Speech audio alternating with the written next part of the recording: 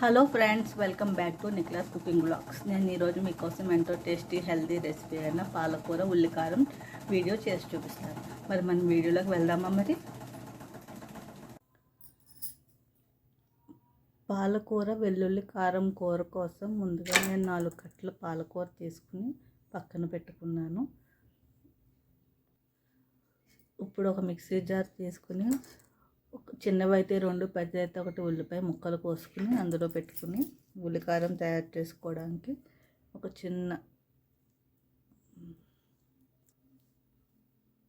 చిన్న పిసరు చింతపండు వేసుకుని కొన్ని వెల్లుల్లి రవ్వలు వేసుకుని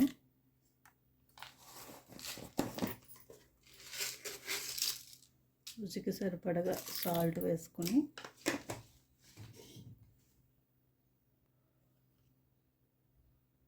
కొద్దిగా పసుపు,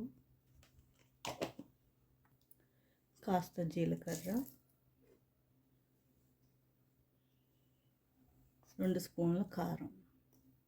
ఉల్లికారం కదా ఫ్రెండ్స్, కారం వేసుకోవాలి. ఇప్పుడు దీన్ని మూత పెట్టుకొని గ్రైండ్ చేసుకుందాం.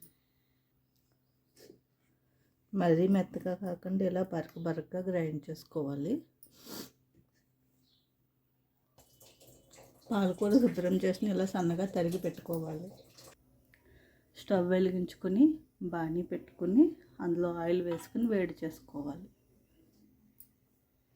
ముందుగా ఇందులో ఒక చిటికెడు ఇంగు వేసుకోవాలి. ఇంగు కొంచెం వేడెక్కాక తాలింపు దినుసులు,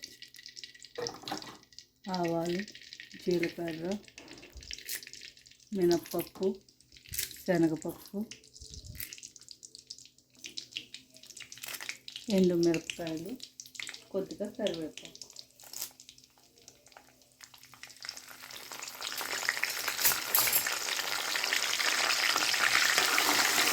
ఇవన్నీ వేసుకొని తాలింపు చక్కగా వేయించుకోవాలి. తాలింపు మంచిగా వేగింది ఫ్రెండ్స్. ఇప్పుడు ఇందులో మనం ముందుగా గ్రైండ్ చేసి పెట్టుకున్న ఉల్లికారం ముద్దను వేసుకుందాం.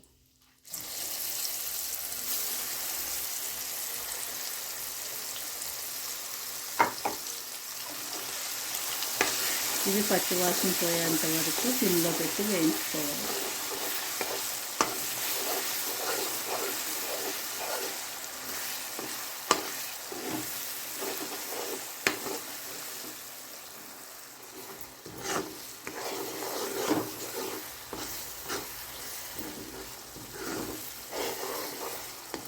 మీడియం మంటలో కానీ సిమ్లో కానీ పెట్టుకుని నెమ్మదిగా దీన్ని పచ్చివాసన పోయే వరకు వేయించుకున్నాం ఫ్రెండ్స్.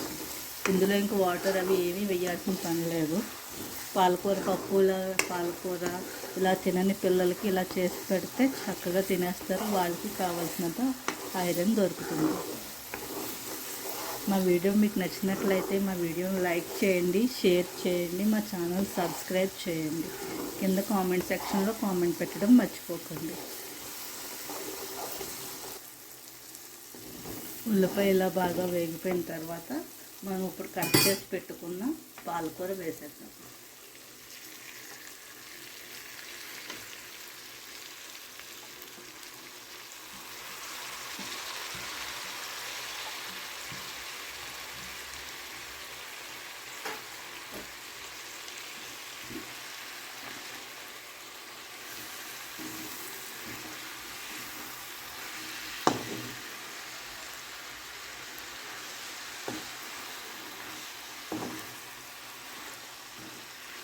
పాలకూర వేసిన తర్వాత బాగా మిక్స్ చేసి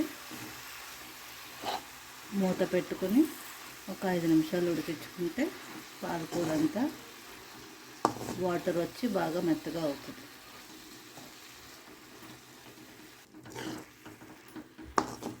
బాగా మిక్స్ చేసేసాను ఫ్రెండ్స్. ఇప్పుడు మూత పెట్టుకుందాం. దీనికి ఇంక వాటర్ అవి ఏమీ వేయనవసరం లేదు.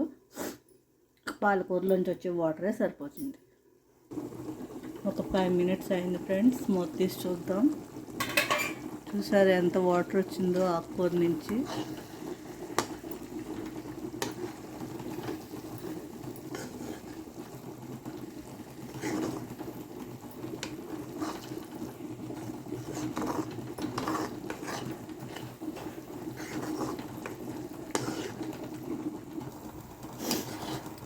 ఇంతే ఫ్రెండ్స్, ఎంతో టేస్టీగా కమ్మగా ఉండే పాలకూర వెల్లుల్లి కారం రెడీ అయిపోయింది. దీన్ని మనం బౌల్లో తీసుకుని సర్వ్ చేసుకుందాం. ఇది వేడి వేడి అన్నంలో చాలా టేస్ట్గా ఉంటుంది. మీలో ఎవరికైనా చింతపండు ఇష్టం లేకపోతే దాన్ని స్కిప్ చేసేయచ్చు, ఎందుకంటే టేస్ట్ బాగుంటుందని వేసుకున్నాను నేను. మీకు ఇష్టం లేకపోతే దాన్ని స్కిప్ చేసేయచ్చు.